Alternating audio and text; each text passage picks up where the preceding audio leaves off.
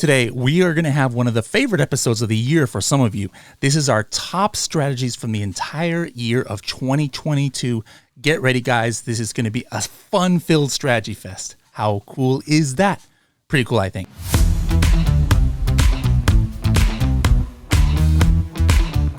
Want to check estimated sales for products you see on Amazon? Or maybe you want to instantly see how many listings on page 1 of a search term result have the actual searched keyword in the title. You can find all of these things out and more with the Helium 10 Chrome extension tool, X-Ray. More than 1 million people have used this tool. Find out what it can do for you by downloading it for free at h10.me/X-Ray. h10.me/X-Ray. Hello, everybody, and welcome to another episode of the Serious Sellers Podcast by Helium 10. I am your host, Bradley Sutton, and this is the show that's a completely BS-free, unscripted, and unrehearsed, organic conversation about serious strategies for serious sellers of any level in the e-commerce world. For those of you watching this on YouTube, or you might be listening to the podcast, you might see me moving a little bit strange, and you hear some heavy breathing, weird noise. I'm actually on a under-desk treadmill right now. So one of the things for next year on the podcast, 2023, as we get in there, it's going to be a kind of a key thing is I think health is important, mental health, physical health, diets, hobbies, things like that. You've already seen me start some new things on the podcast, on the YouTube version, where we, like show videos of me and my travels, because, that's my hobby. Everybody has different hobbies. Mine is travel, so I try and incorporate a little bit of travel to each of the episode and some of the other hobbies. But, health, I think, is something that entrepreneurs, we kind of like take for granted sometimes. And, for those who don't know, I even had a heart attack this year, was out dead for 10 minutes before revived by a paramedic. So obviously physical health is something that's at the top of my, kind of like list of important things. And, you never think that somebody, our age or my age, that could happen to you. But, as entrepreneurs, I think sometimes, especially those of us who work from home, we might get in this routine where we don't have the best eating habits. We don't have the best, exercise habits. And so I'm going to try and, bring that out with a lot of our guests this coming year, like, hey, seeing what they're doing. And one of the things for me is, hey, every day I want to do at least like a mile or two on this treadmill, this standing desk treadmill that I've got here, whether I'm recording podcasts or on calls or things like that. So as you can tell, I'm really out of shape. That's why I'm breathing heavily, even though I'm only walking on this thing. But that's my kind of like motivation that, hey, I need to, make sure my physical health is taken care of next year. And hopefully you guys are able to do, things of that nature. But we're here not just to talk about health. Let's talk about health of our Amazon businesses and Walmart businesses. And one of the ways we can do that is by going over some of our guests' top strategies. So I know most of you guys haven't been able to listen to every single episode out there. So what our team has done, Mel and Nico on the back end, is they have taken out all of the 30-second tips and 60-second tips that our guests have given. And then what I did was I picked like some of the best, and there's a lot I couldn't get out here, but we're going to go over some of these strategies so that you guys are ready to crush it in 2023. So let's hop right into it. Here's the first couple from Andrew and Kareem. I know you're talking about negative keywords with PPC. Everyone does that, blah, blah, blah. But I do think there's some keywords that people shy away from. And I do kind of have a strategy for finding some good ones. A lot of people are kind of scared of the negative phrase keywords. And one of the things I've started doing with the Helium 10 tools is if you use Atomic, they will give you, there's 2 years of the search terms that, you've had, stored in there. You can download the last 2 years of search terms. And so I do that. I download the last 2 years of search terms. I take that whole list and I put it in Frankenstein. So you break it down into individual words. And then you take those individual words, you put it into Excel, and you got to do a little Excel magic, but you can actually search through all the search terms and have it sum up all the sales for each word. So say, you have a random word like orange or something. You can look up how many sales you got on orange, and say you look through the last 2 years and there's no sales for orange, then that means, okay, you can make a negative phrase out of this and you have 2 years worth of data to back this up. So you're safely making these things. And I think that's better than the exact keywords, than the exact negatives, because it can be in any different phrase. So you just save yourself a bunch of money in the future. So we have Helium 10 alerts that are kind of on there, and we use the Helium 10 profit tracker to look at our sessions conversions. We use a lot of almost every Helium 10 tool because Amazon does the Cuba scans, and a lot of times they don't even pick up your new packaging. So it's good to make a separate SKU with your new packaging so that you can differentiate which one is the new packaging and which one's the old one. Or else you're going to get stuck in that cycle because you have one item that's left over in the old packaging. Amazon just, for some reason, it's just bad luck, and they keep scanning that one item over and over again when you have this whole new packaging that can save you $1 or $2. But yeah, doing the regular remeasurements, if something spikes up, use the alerts from Helium 10, keep track of them. If it goes up, remeasure it, and hopefully you'll get back to your lower fee, especially right now because fees have gone up another 5%. One of them is probably something that you guys have been using a little bit more is using the brand analytics with the search terms that Helium 10 has kind of moved into Magnet. So I've been actually paying attention to that a lot more since that those keyword data you can actually get. So if your product is not doing as well as last year, or if it's you're seeing some spikes, make sure to go into your brand analytics, look at those keywords and sort by your searches or your purchases. So you can see maybe there's a keyword that you don't even know. It's a random keyword that you've been hitting and you're not even advertising on it, and you're in the middle of the page, and put a high bid on there and get to the top of the page, and that can make or break your product. All right, so that first one was from Andrew. It was from episode 319. So if you guys want to take a listen to that episode, h10.me/319. Really great, interesting episode about how two brothers actually started, two brothers from the same mother, literally, started the business, their businesses together.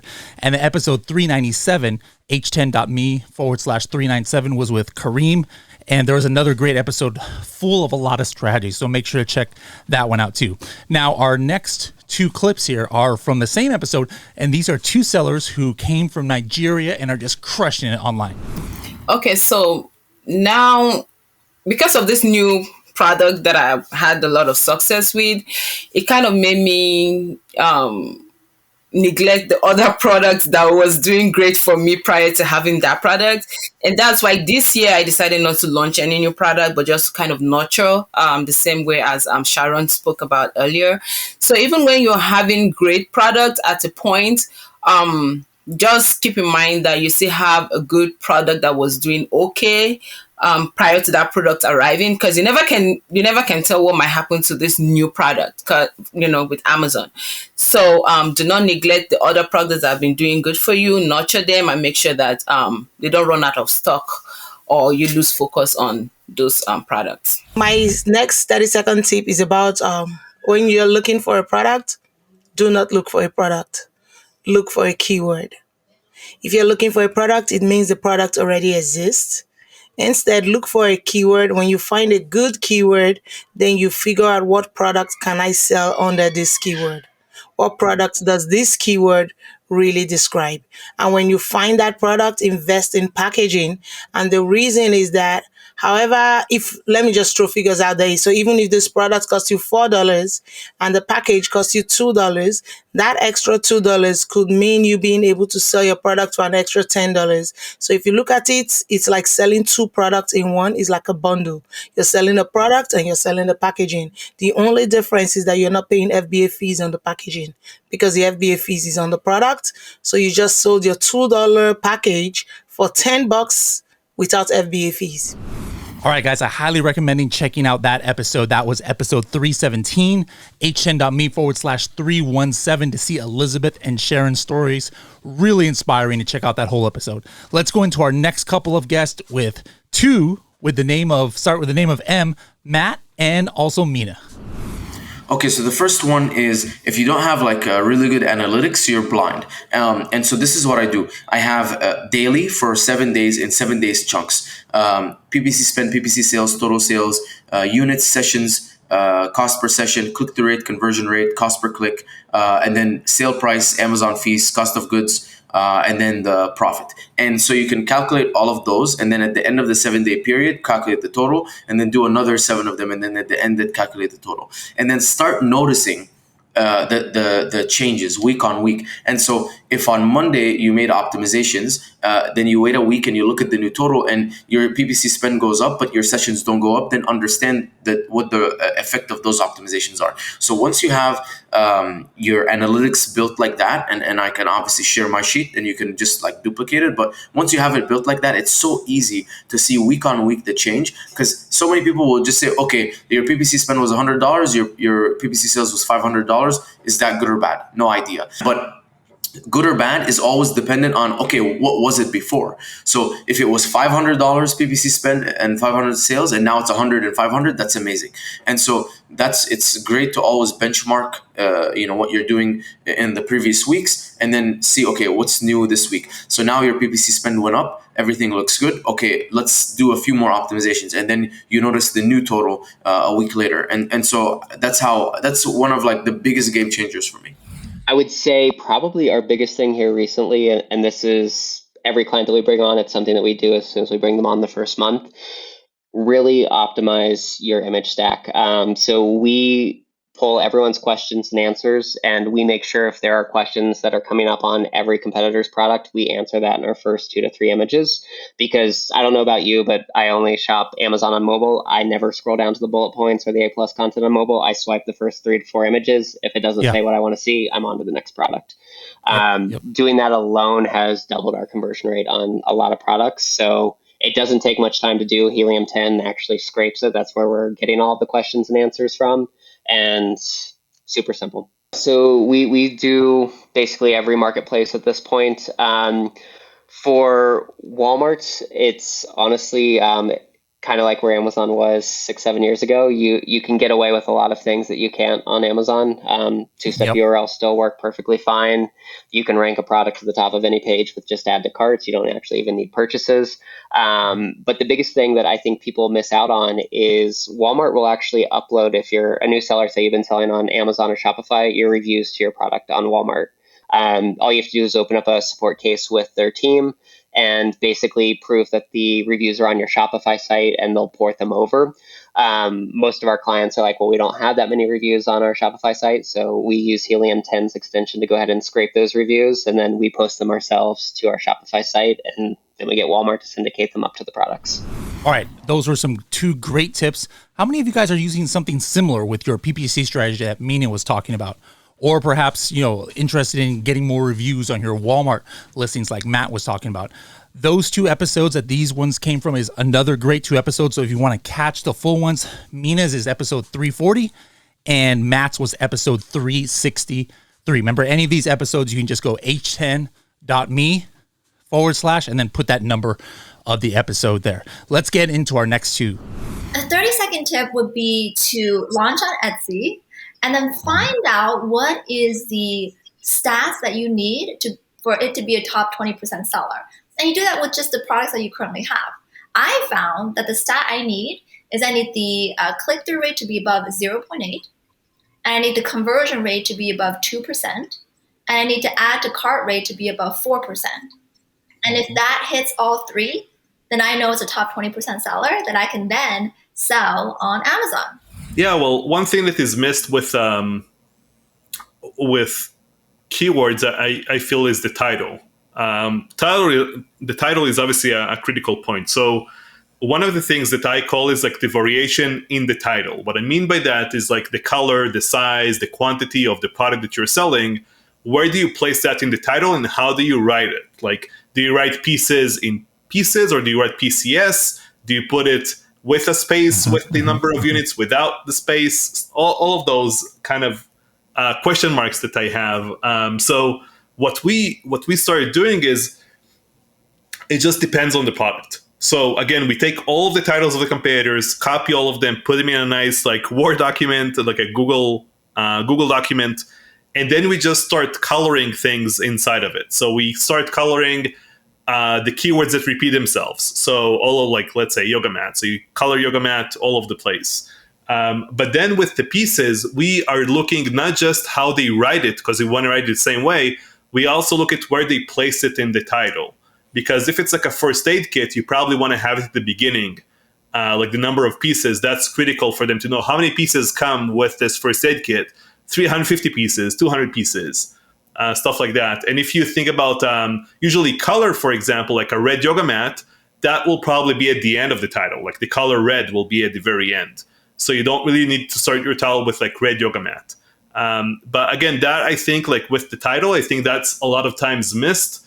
And a lot of sellers kind of have like, and when we do this exercise, we did it so many times, you see so many sellers that are just like off point completely with like 5 keywords that shouldn't be in the title because no one else has them, doesn't have any ranking relevancy or anything like that. So that's one exercise everyone can do right now, and you will just get more impressions. Like if you have a better title, it just means more impressions, more relevancy, and just take your competitors' titles and just improve it slightly. That's all we really do.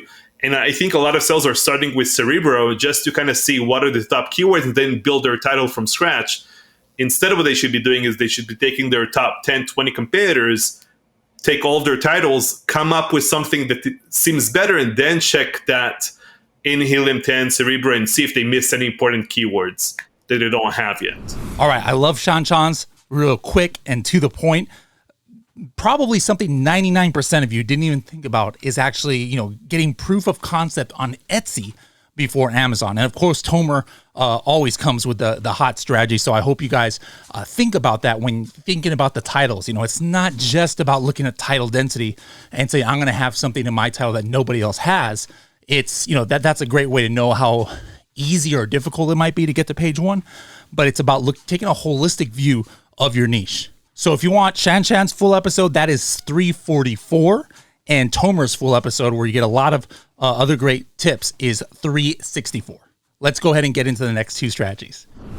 It pays to file design patents. If you've got a distinctive looking product, it pays to file a design patent application. Keep in mind that you need to do it at as early a stage as possible. If the product has been on the market for a year, it is absolutely too late. But having a design patent on a distinctive design could be very effective for shutting down competitors. But also, it's these days, Amazon seems to easily shut someone down when a product looks even remotely similar to a design patent. A lot of times this is unfair. So a lot of times you might get shut down from someone else's design patent where they really legitimately shouldn't be able to shut you down. But that's why it pays to be the one holding the design patent. If Amazon is deferring to IP owners, it pays to be the one holding the IP. So like the most common question I get is like, I'm looking for influencers. Can you help me find them? Or like, how do I reach out? How do I find them? My best tip is like, look on social media, like look on TikTok, look on Instagram, look on Facebook, look on any platform you're interested in and use hashtags. Use hashtag Amazon finds, hashtag Amazon fashion, Amazon beauty, Amazon haul, Amazon must-haves. These are all really popular like Amazon related hashtags that content creators are using with their content. So when you look it up, you find content, you can niche down Amazon pet, whatever your product is, you can niche down the hashtag and then find creators already talking about similar products. And if you look at their content, vet their content, if you're like, okay, I like the way that this person, creates content and I like their engagement and I think their follower base would be a good fit with my audience, then reach out. I always suggest an email, but if you can't find an email, DM them. And then just like remember that they're human and like remember like, as much as they want to bring you value, I think it should be mutually beneficial and like you should bring them value as well. So treat them like a human and like it's a partnership. So that's what I recommend. It's use social media hashtags and then vet the content from there. And if you want to just, get a good response and like develop that partnership, make sure it's like worth it for the both of you guys. Love this. Completely different kinds of topics, completely different type of guest. First we had there Rich with that one about patents. So if you guys want to find out more about, trademarks, patents, definitely check out Rich's episode. It's 368. And then on the complete opposite end of the spectrum, Gracie was talking about influencers. We always want to, send outside traffic and maybe TikTok influencers, but how do we get those influencers? That was a great tip from Gracie. If you want to see her full episode, make sure to look for episode 360. Let's go to the next 2. One of the biggest mistakes that we made was we were looking at ACOS and we weren't using a tool for it. We weren't using any kind of software or anything. And so if you sort in Seller Central by ACOS, it completely ignores the things that haven't had a sale and are just wasting money. So make sure that you are looking at the products that are the keywords that are just outright losing money and not converting at all. Because you will waste a lot of money if you don't eliminate those. So there's just these ones that, like, if you're not using Atomic or any other software, like, you're blind to them and you can lose a lot of money very quickly. And the other thing with that is, even if the top keyword for your product is like, oh, I have to advertise for this because it's the top keyword for my product. If you're losing a lot of money on it, stop advertising on it. Come back to it once you've actually have sales from other things and you're ranked up in other places. And Amazon might give you better positions. Like, don't just throw money at something that is useless. It's anything in the buy box, right? So hopefully that jogs your memory. It's jogging my memory. Yep. Mm-hmm. Yep. So anything in the buy box. Now, this is my favorite hack because it is all white hat, right? And that's one thing that allows me to sleep at night, is everything we do is white hat. So it's all white hat. That's the best part. It's able to, and I'll give a little pitch to it, it's going to be able to increase your average order value. It's going to be able to influence the frequently purchased together with section. It's going to be able to take up more real estate on your Amazon listings. And then it's going to be able to help you launch new products faster, right? That's a pretty sweet hack. So what this hack is essentially, and one of the best examples is go to like any of the MacBook listings on Amazon. What you'll notice is below the add to cart button, there is this whole section on the right-hand side that says add an accessory, okay? And then there's little tick boxes, and right now there's 4 different accessories that you can add onto a MacBook purchase. So there's little tick boxes. All a customer has to do is just hit the tick box, and it automatically goes into the cart. So what this does, though, is you would initially think like, oh, well, I don't want to divert traffic away from somebody that's about to buy my product, right? What's cool is that Amazon, if you click on any of those accessories and you're trying to figure out like, what is this? Do I need this? It just brings up a pop-up. You don't leave that page. Brings up a pop-up where you get to see the product photos, the description, the bullets, but in a much more condensed way. It's one of my favorite things on Amazon.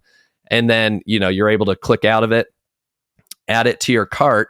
And then what we've seen, because we've tested this, you don't have to say, or it doesn't have to be in like the same like product category per se, right? Now, guys, I just want to tell you, Ben's episode was one of the most unique ones. That was just one of the many tips that he gave. Well, by the way, it's episode 379. But he had crazy other tips. Like, he talked about how he had one listing that was made up completely of puns.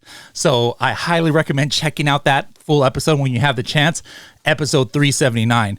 And then Josh's one, that tip that he gave, it's actually longer, so make sure to check out the full version. But that won multiple awards. That won Best Hack at the $1 Billion Seller Summit and at Sell and Scale Summit in Vegas from Helium 10.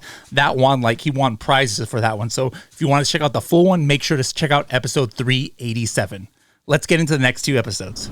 Well, we were just talking a lot about packaging. So I think packaging is a really good strategy. And you can change up your packaging, even if you have a current brand. Find a good designer. I think Upwork is such a good place to look. And if you email people, they will send you their proposal. They'll send you other things, other brands that they've done. So look and see. And really, when you're working with graphic designers, collaborate. If you give them the freedom, they're creative. They do this all day. They see stuff all day. So ask them to send you brands that they've worked on that have similar products. Take ideas from them. Let them give ideas to you. But bright and colorful packaging will stand out, like a brightly colored box will stand out so much in your hero image, and that will help you get the click to your listing. So it's the number one thing your customers see. I guess I can give another tip on reviews. Something that worked very well for us was using Vine. And Vine needs to be used in a certain way to be successful. One thing that I learned is that Vine reviewers actually pay taxes when they order products over $600. or overall $600. So Amazon just gives them this, tax notice. And so if you have products that you send to Vine that are not worth their while, or their taxes they have to pay on that, they probably won't redeem it. And so when you develop a product, considering that now it's very hard to get reviews and Vine is really the only option that we have, think about that as well. Like cheap products are a no-brainer for them. Grocery are free. They can get as many grocery items without paying any taxes. So if you sell groceries, they can get, you can get a lot of Vine reviews, and they can redeem those for free.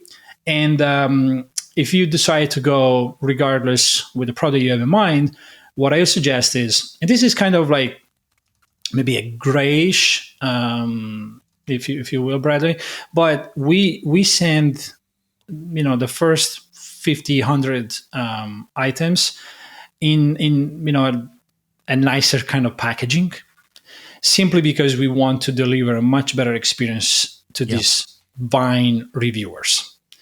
They care about the product, the packaging. They're very critical. And so we want to make a really good impression. Now, it doesn't mean that, after these products have been redeemed, we change the packaging. Now, the packaging is the same, but we perhaps put it in another gift box. Or, you cannot ship to them using the gift wrapping, the Amazon default option. But, you get the point. The point is to give them a packaging that looks a little bit more appealing and it's nicer.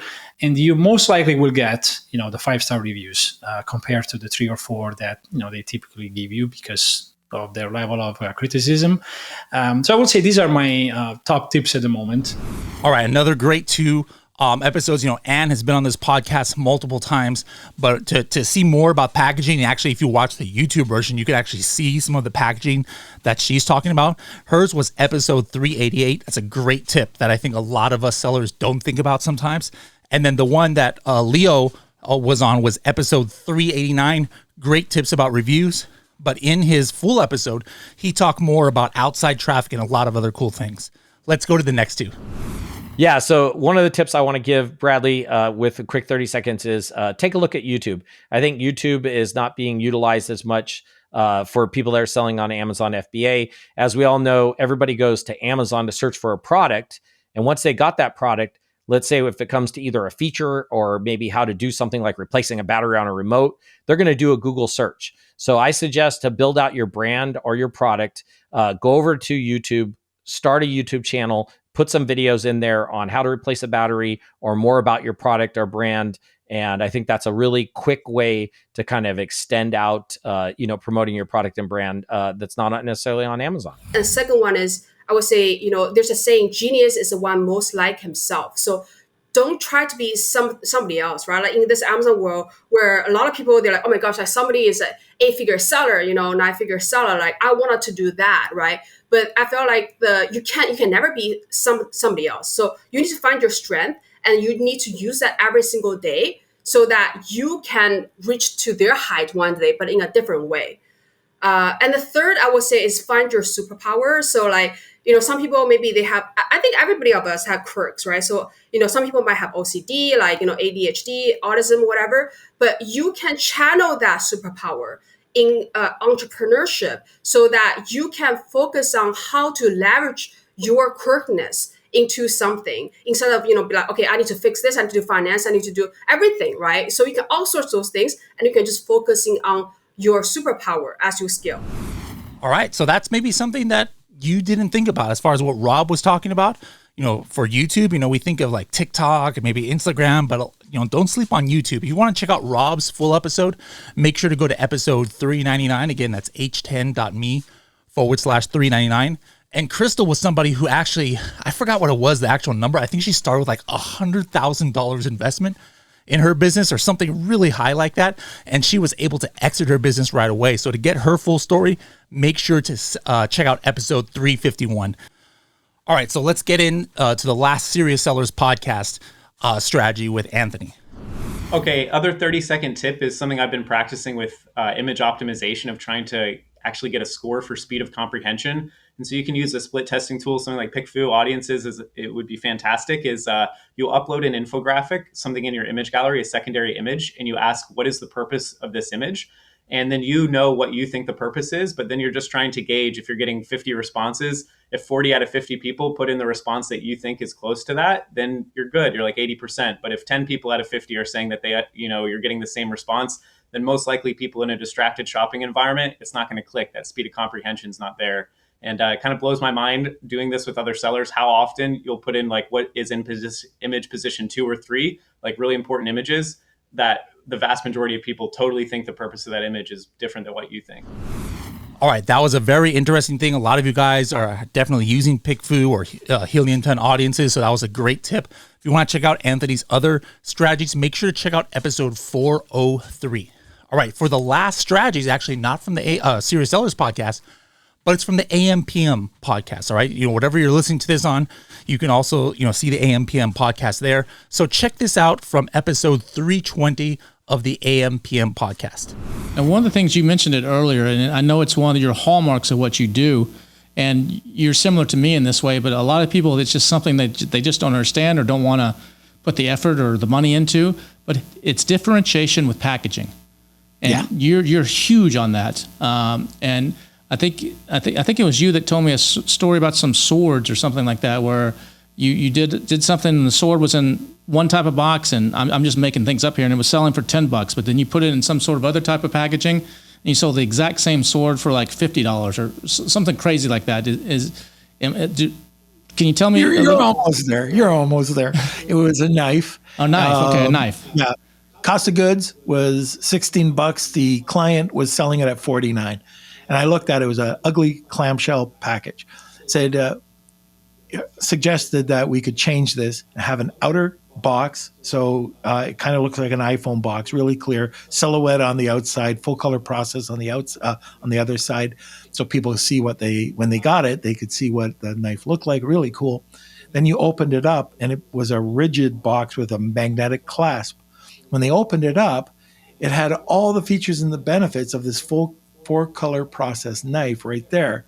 You didn't see the knife. You had to unveil the knife. So you opened it up and then you saw the knife. And really beautiful, like the logo was in the pivot or the rivet on the and it was also in the on the blade. Changed that, and we were able to go from we tried different price points, but we went from $99 to $124. Exact same knife. Nothing changed. Nothing changed. Nothing. And how much did the extra packaging cost you? $3 ish. Not even that. So I don't even think it was close to that. But anyways, even we put it into a high density compression foam, like an EVA foam. So when you got the knife, it looked beautiful. And then you popped it open, like there was a thumb groove. Everything went into this, like convenience and just psychological things. Oh, you don't have to force your fingers in to get the knife. There was a way to pop it out. And then the insert went to an extended warranty. Now, this is where we cleaned up. I didn't tell you this part. We created a 52-week meal plan. And we also created 2 cookbooks. So if people signed up for the extended warranty, they also got the meal plan, but we would email them and now this is if they're registered, right? So we would have their email address. If they wanted the weekly meal plan, we'd send it to them. Now, how did we develop the weekly meal plan? We sent the knives to chefs, and we sent the knives to culinary schools, and we asked them for recipes. So they gave us all these recipes, and they kept the knife. They took pictures with the knife, and we asked them to tag us on Instagram. We got tons of user-generated content. We can't thousands of user-generated content for people that were giving us 10 photos, 100 photos, giving us photos with food. And we could use that over and over and over again, plus videos. Like some of the videos that we have, beautiful, really well done. We started that a few years back. But as of right now, that same culinary school, guess what they're doing? An Amazon Live cooking show. And they're going on, they're using all of the knives now, like there's a full selection, and we've got it where they've agreed that they're going to broadcast a cooking lesson on through Amazon Live. And during the live, we're going to be selling the product. But just going back to that knife for a second. So then went back, and this is where talking to a manufacturer really helps out. So we went back and we said, what can we do differently that kind of keeps in the same price point? He said, well, hammer the knife. Okay. So they showed us these hammered knives, and the exact same knife. It's a Damascus steel. One's hammered, one is layered, and same price point. Okay. Let's get a wood case, and let's get like the satin finish, and let's make it look even better than the other one. Package it in a black box, etch it with like a premium, whatever the edition was, and it stood out gorgeous. All right, so it was the wooden. I know this for a fact. It was $3.50 packaged with the wooden case. That $16 knife was introduced at $224. Wow. Yeah. That's the power of branding and packaging that so many people just completely overlook. All right, so that one wasn't necessarily a 30-second tip. You know, Kevin doesn't do those, but you can find a lot of high quality, high end, especially for high level, I should say, you know, strategies from the guests that Kevin brings on there. So make sure to subscribe to the AM PM podcast if you have not yet. That episode again was episode 320 of the AM PM podcast. Right there. You can see that on YouTube or Spotify or also on Apple Podcasts, episode 320. All right, guys, that's it for this special episode. You know, every single episode, our guests are giving hard-hitting strategies like this. So as much as you can, I highly recommend, you know, downloading each podcast, trying to listen to it on your own time, taking notes and these things. And if you really enjoyed the podcast this year, please leave us a review on whatever platform you're listening on. But just know that even if you don't listen to every single episode, at the end of every year, we'll try and summarize some of the top ones that our listeners have voted on and have said that, hey, these strategies really help them out. So make sure to always tune into this episode. I can't wait for another 408 episodes or so the next few years. So we'll see you guys in 2023.